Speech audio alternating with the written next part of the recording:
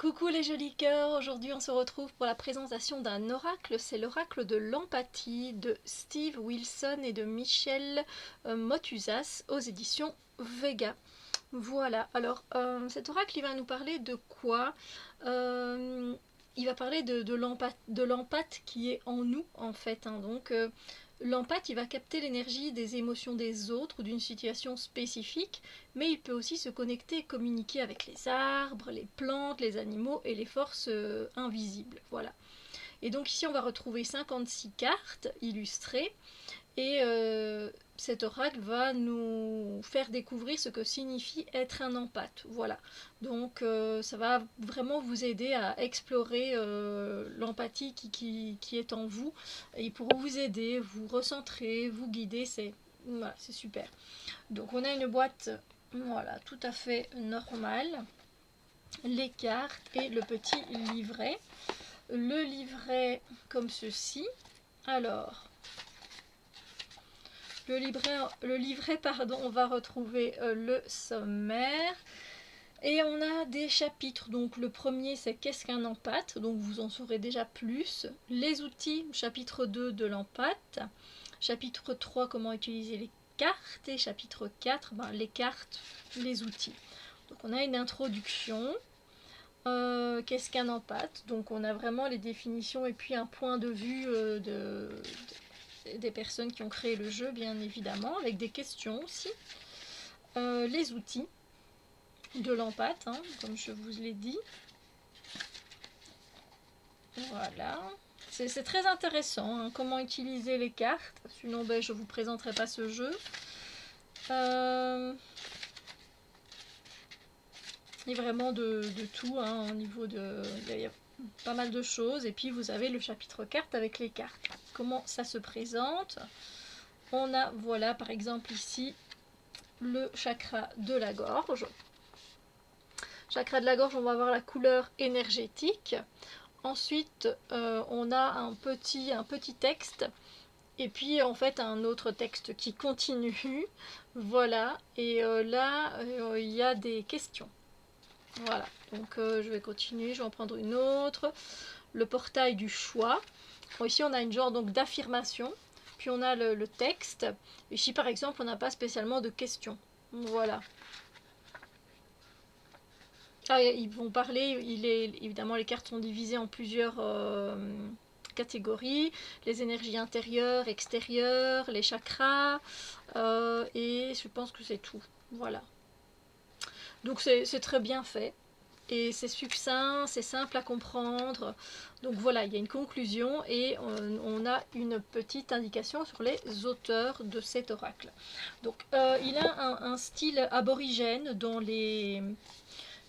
Ouais, aborigène, très simpliste au niveau des dessins, des illustrations. C'est ce que j'aime aussi. J'aime ce genre de dessin. C'est pas très compliqué, ça dit beaucoup en même temps. Donc voici le dos des cartes. Il y a aussi un côté chamanique, j'avoue, moi je trouve en tout cas. Donc les tranches sont dorées. Et elles sont cartonnées, et elles sont mates, voilà, et très solides. Voilà, donc ici on est surfé sur la foule. Donc évidemment, ma caméra, je la déteste pour le moment. Concentration. Il y a quelques couleurs, sinon c'est vrai qu'il est un peu sombre, je trouve, j'avoue. Jour de fête.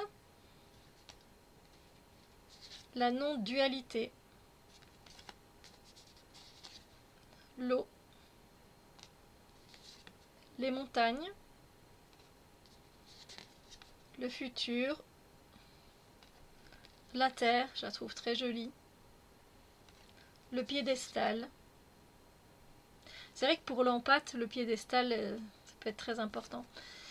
Le feu. La résistance. La manipulation mentale.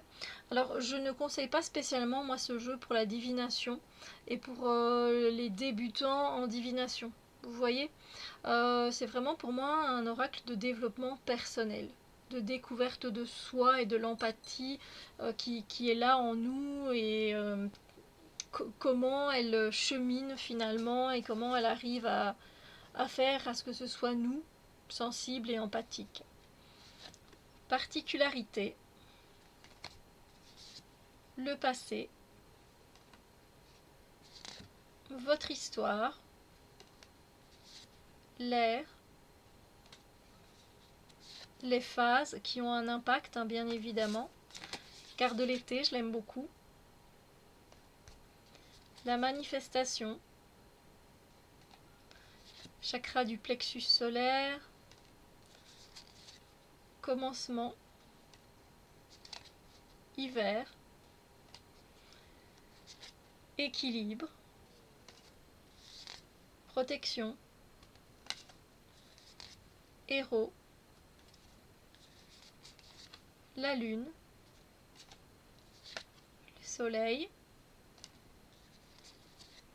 les limites, la ligne du temps, le cœur ouvert,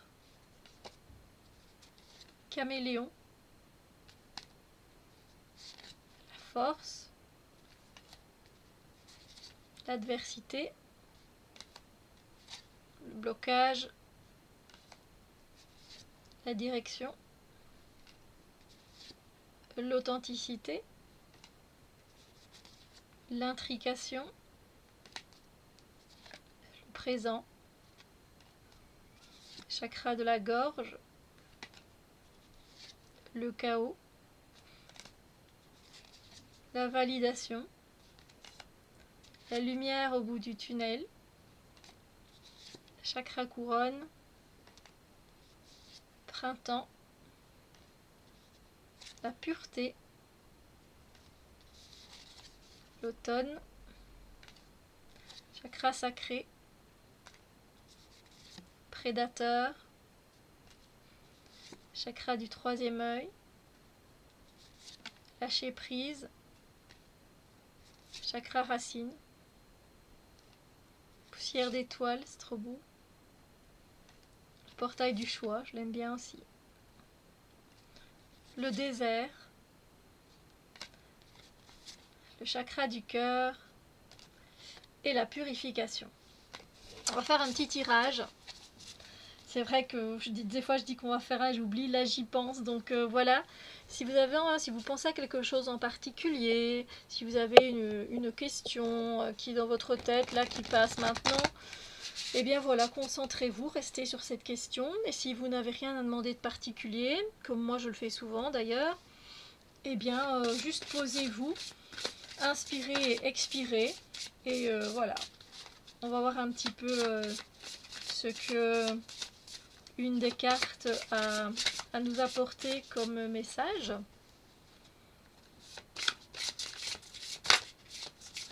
Il y en a qui veulent sauter, hein, il y en a qui veulent sauter. Donc, ça s'adresse à voilà, chaque personne qui viendra au moment où elle viendra. Voilà. Et nous avons la non-dualité. Alors, pour la non-dualité, donc 49. On est dans les énergies intérieures. La non-dualité, l'affirmation, c'est « ce que je crois devient ma réalité ». Tandis que nous avançons sur notre chemin, nous expérimentons des choses que nous percevons comme bonnes ou mauvaises. Mais l'univers s'efforce de nous apprendre qu'il existe une autre perspective, celle de la non-dualité. Nous posons des jugements et des étiquettes, puis projetons dans le monde nos pensées et nos émotions sous forme d'énergie. Il est facile de constater que la plupart des gens vivent dans la dualité et projettent leurs peurs et leurs manques. L'observer est une chose, mais ressentir ce barrage énergétique constant, fait de jugements, d'étiquettes, de peurs et de manques, peut devenir très éprouvant pour un empathe. C'est une fréquence vibratoire très basse et nous en expérimentons quotidiennement la lourdeur dans le monde dans lequel nous vivons. Lorsque vous nourrissez la dualité en y ajoutant vos propres énergies, vous pouvez devenir votre propre et pire ennemi. L'énergie suit l'intention et votre intention devient votre réalité. La pratique de la pensée positive et des affirmations peut s'avérer utile, mais n'est-ce pas là encore une forme de dualité? Si un drame ou un bouleversement advient soudainement, toute votre positivité peut disparaître instantanément et vous laisser dans le questionnement « Pourquoi ?» Lorsque vous prenez conscience que parfois des choses négatives arrivent pour vous mener à de profondes compréhensions, que l'adversité peut vous aider à être plus fort émotionnellement, et que toutes vos expériences vous conduisent à une plus grande sagesse, votre chemin se transforme alors en ascension. Les étiquettes bien mal, lumière obscurité, spiritualité matérialité, abondance manque, amour haine, tristesse colère ne contrôlent plus votre moment présent. En vous libérant des étiquettes et en expérimentant pleinement l'énergie de l'enseignement du moment, vous comprenez rapidement qu'en lâchant prise, la lourdeur est remplacée par la lumière. En l'absence de dualité, cette énergie lumineuse est à votre disposition pour vous permettre d'aller de l'avant. Alors ici, il y a des questions, si vous avez envie d'analyser, que ça vous parle.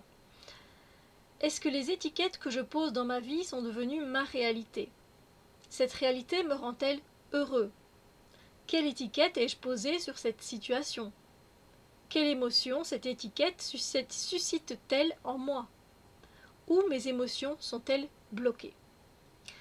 Voilà, j'espère que cette carte a pu vous aider d'une quelconque façon. Voilà, que ça vous a apporté quelque chose au moment présent, là, dans votre vie, par rapport à une situation. Donc voilà, c'était l'oracle de l'empathie, que je trouve très intéressant pour le développement personnel. Voilà. Sur ce, eh bien moi je vous souhaite une magnifique journée, prenez bien soin de vous, n'hésitez pas à liker la vidéo, à venir papoter avec moi, et on se dit à très bientôt pour d'autres vidéos.